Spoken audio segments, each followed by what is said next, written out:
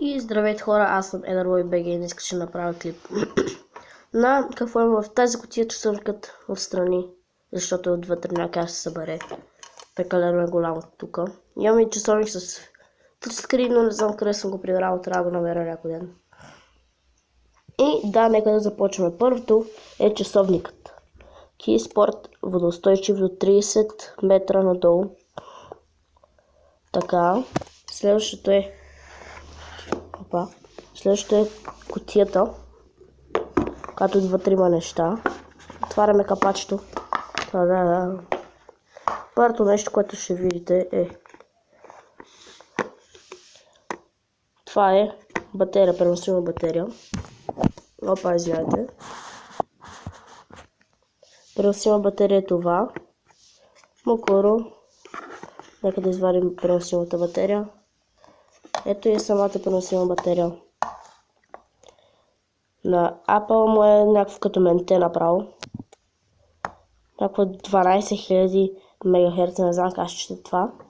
Не знам как да го произнеса. Менте, т.е. уж трябва да зарежда 4 телефона, да зарежда 1 или 2 и се бъгва. Също е Макуро. Чакайте да го мръдна там. Аре, стига си такова тъпа светлина.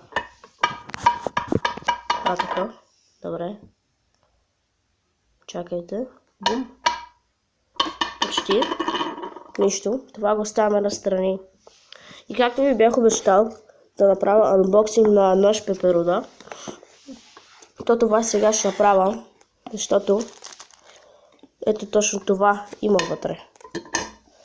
Чакайте сега. Бум. Аз го тия мърдаме настрани. И капака, за да има място къде да се вижда. Така. Това е кълъвчето на самия нож. Така. Кълъвче перфектно. Компактно. С закачалка някъде да се закача, не знам къде. И ето го самия нож. Ножът е Fate Butterfly. Дърливи щитове. Тренировачен, не е остър, но ръбовете са му леко остри. Не фокусира другите неща, фокусира и самия нож.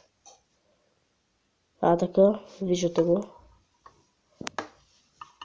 Ето само видите и ножа отпред.